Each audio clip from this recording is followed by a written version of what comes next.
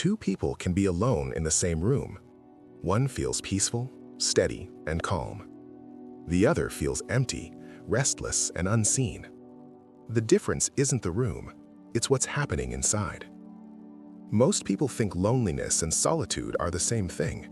They use the words interchangeably, as if they describe the same experience, but emotionally, they are worlds apart. Loneliness feels like something important is missing, like a quiet hunger you can't quite explain. Solitude feels different.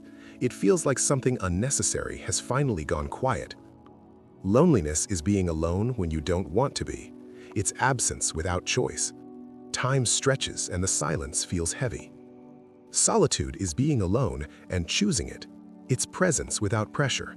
The quiet feels intentional, not imposed. Loneliness makes you search outward for relief. You check your phone, you replay conversations, you wait for something or someone to fill the space. Solitude invites you inward.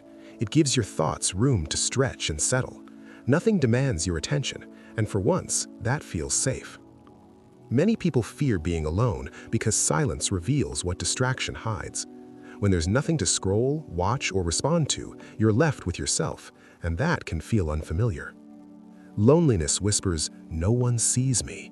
It tightens the chest. It convinces you that connection is always somewhere else. Solitude answers quietly, "I see myself." And in that moment, something softens. You're no longer chasing attention, you're present. Loneliness drains energy without you noticing. Even rest feels tiring. You wake up already exhausted. Solitude restores energy slowly and naturally. You don't feel rushed to recharge, you simply do. You can feel deeply lonely in a crowded room, surrounded by noise, conversation, and movement, yet completely disconnected. And you can feel deeply fulfilled while completely alone. Because fulfillment doesn't come from people around you, it comes from alignment within you. Loneliness comes from disconnection, from others, from meaning, from yourself. Solitude comes from self-connection, from listening instead of escaping, from allowing thoughts to arrive and leave without judgment. This is why some people protect their alone time. They don't announce it, they don't explain it, they simply know its value. Not because they dislike others, but because clarity disappears when life gets too loud. Solitude is where emotions are processed instead of postponed, where feelings are felt instead of avoided. Nothing is rushed away. Loneliness feels heavy because it resists the moment.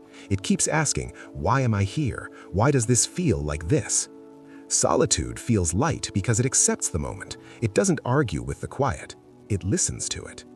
When you understand the difference, being alone changes completely. The fear softens, the tension loosens. Alone no longer means abandoned. It simply means uninterrupted. It means undistracted. No one pulling at your attention, no need to perform.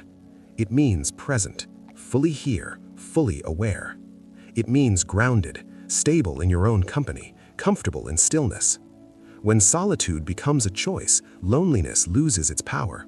It no longer controls the narrative. It no longer defines the silence. And quiet stops feeling empty. It starts feeling spacious, gentle, supportive. It starts feeling like home. So next time you're alone, pause for a moment. Don't rush to fill the space. Ask yourself honestly, is this loneliness or solitude? Because the answer changes how you experience everything.